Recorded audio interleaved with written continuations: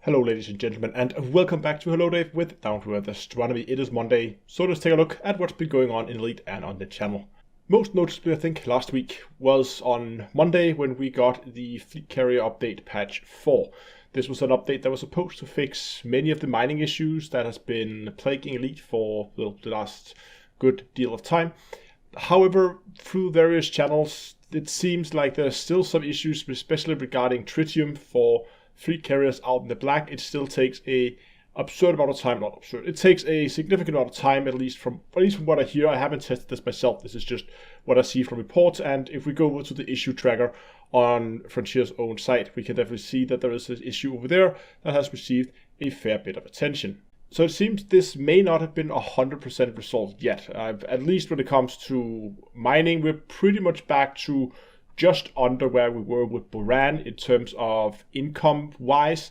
I haven't seen any official statements from Frontier whether they're going to do anything further regarding mining in Elite or if they're going to leave it be as it is right now. But I would think that if we are going to see any reaction from Frontier, we will probably see it within the next week or two. And I think this whole thing started because if you have one method of mining that generates an in proportional amount of credits compared to others, you basically have two roads you can go down. Either you make it more difficult to get that material, or you lower the price of it. That's the two factors, that's the two knobs you have to dial in on. And what Frontier has tried to do, which I think is the right solution, is to try and do a general update instead of doing special fixes for that one material. While that might be easy and relatively fast to do, I mean, they could just have, I assume there is some kind of factor that determines how common a material is, and they could just have dialed on that. No, I guess what they've done instead is they tried to do a general overhaul of the mining, or a general rebalance of the whole mining system, and that has of course had, in some cases, unintended effects on other types of mining, especially when it comes to tritium mining. I still think it's the right approach to do it instead of beginning to do custom things, because then you always end up with, oh, the rules are like this for all materials, but not for that because that one has some special rules, and it's just becoming like the rules in the game code itself just becoming a mess if you begin to do that.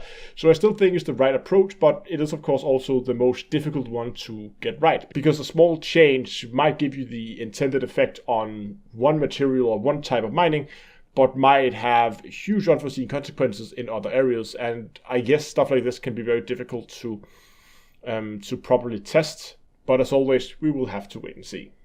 There's also stuff happening down in the Pleiades sector.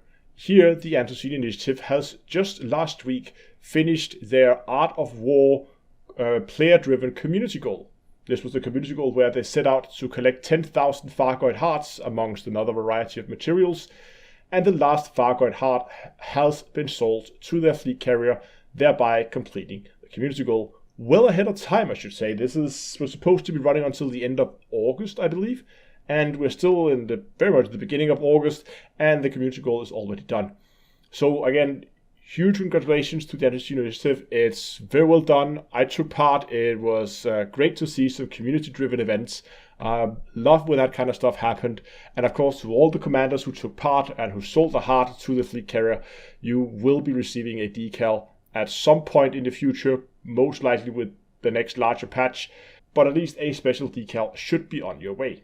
Finally, I just quickly want to talk about the live stream tomorrow. It's maybe going to be tomorrow, I don't know. You see, right now we have what's called a Category 2 heat wave here in Denmark. It's very, very hot. We've been reaching temperatures around 30 Cs, which is around 86 degrees Fahrenheit for all the US people out there. We don't have air conditioning in Denmark. It's very uncommon, at least, to have air conditioning in houses in Denmark, simply because it's really only a few weeks a year where this could potentially be a problem. It's not even every year. It has been the last couple of years, but normally it doesn't get that hot in the summer. It is right now, and that's why I'm considering postponing the live streams, because right now it's about the same time as I would normally do my live streams, and I'm about 15 minutes into this recording, and I'm already beginning to overheat. I can really feel the room already heating up now. And I really only have my recording PC running, so it will get very hot in here doing a live stream. I'll try to see what I can do with like get a fan blowing or get some windows open, so that might mean I'll have some background noise, but if that's what it takes to actually keep this room cold, then I might see if I can get the live stream going tomorrow. If it's too hot, like the weather forecast right now says pretty much the same as the other days on Tuesday, so as it looks right now, I might postpone the live stream and then do it in the weekend, maybe on Saturday or Friday evening, because then I can live stream a little later where it has some time to cool down, and hopefully then I can keep the room at a more survivable temperature.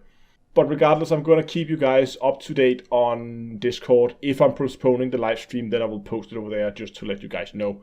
The plan for the live stream, when it eventually happens, is to go out and give the Murder Hornet a test flight. A few live streams back, we did some material collection for it, and I've finished the engineering on it off camera, and it's now ready for its first test flight. I have, again, on purpose not test flown it yet, because I want to do it on camera with you guys, either in a video or in a live stream. I think I'm going to do it in a live stream, maybe also do a dedicated video on it, I don't know.